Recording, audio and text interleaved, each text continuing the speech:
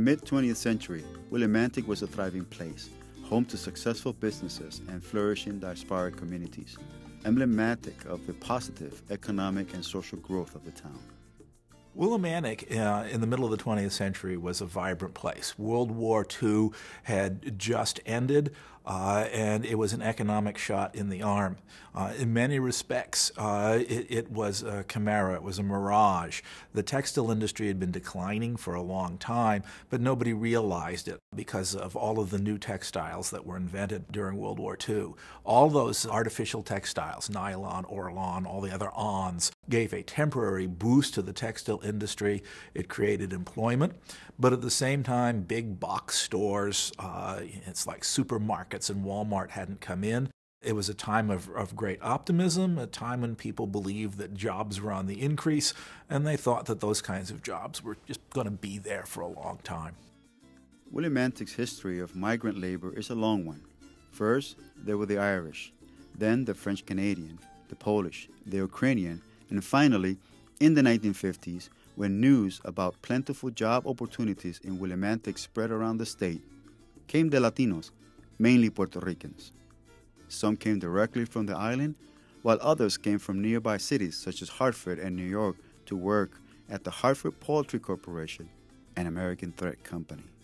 In the 1980s, Willimantic would become the destination for immigrants from other Latin American countries such as Mexico and Guatemala. They all came in search of better economic opportunities and a better life for themselves and their families. Yo vine a Willimantic en el año 1968, el día 4 de julio, en busca de trabajo y en busca de un mejor bienestar para mi familia. Cuando llegué a esta ciudad de Willimantic, encontré una comunidad puertorriqueña muy grandísima, a pesar de que habían gente de otros países. Habían peruanos y habían panameños, pero la mayoría éramos puertorriqueños. Puerto Rican migration to the United States increased dramatically in the early 1950s, when the rapid process of industrialization happening on the island resulted in massive migration to large urban centers such as New York City, Philadelphia, and Chicago.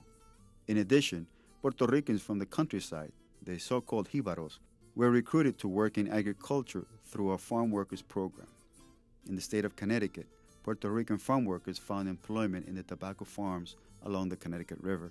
Many of the original farm workers eventually came to booming Willimantic.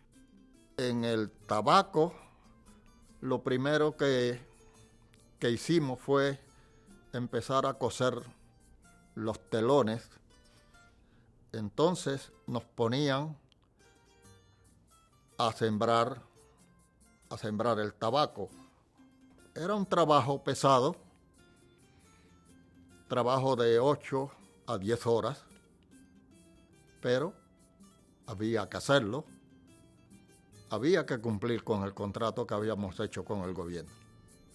The Latino community of Willimantic was initially built by Puerto Ricans who first settled in the downtown area along Main Street and Union Street. In the late 1960s and early 1970s, an urban renewal program targeted an area with a high concentration of Puerto Rican workers.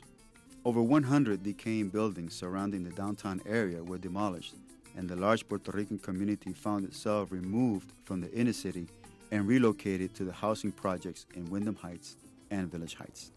Cuando derrumbaron esos edificios, nos fuimos para la West Avenue. En el 73 hicieron la Wyndham Heights y entonces pues yo me mudé para la Wyndham Heights en el 73. Y cuando yo vine aquí a este pueblo, mi mamá me dijo a mí que si yo quería trabajar o quería irme a estudiar, y yo le dije que yo quería irme a trabajar. Entonces yo fui y conseguí trabajo en la Chicken. Ahí fue donde yo empecé a trabajar a la edad de 18 años. Willimantic's labor bonanza began to fade when the two major employers left. The Hartford Poultry Corporation closed its operations in 1972. An American Thread Company left in 1985. The consequences of the industrial fallout for the Latino community were devastating, as unemployment and poverty rates increased significantly.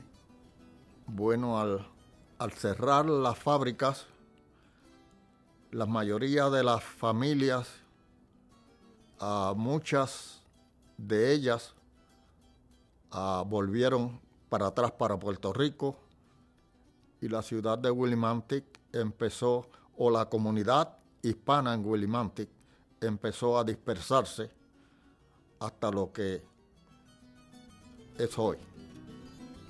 The closing of a lot of the factories in Willimantic was devastating. But American Thread was the real key. It was the signature industry in town. It was the largest employer.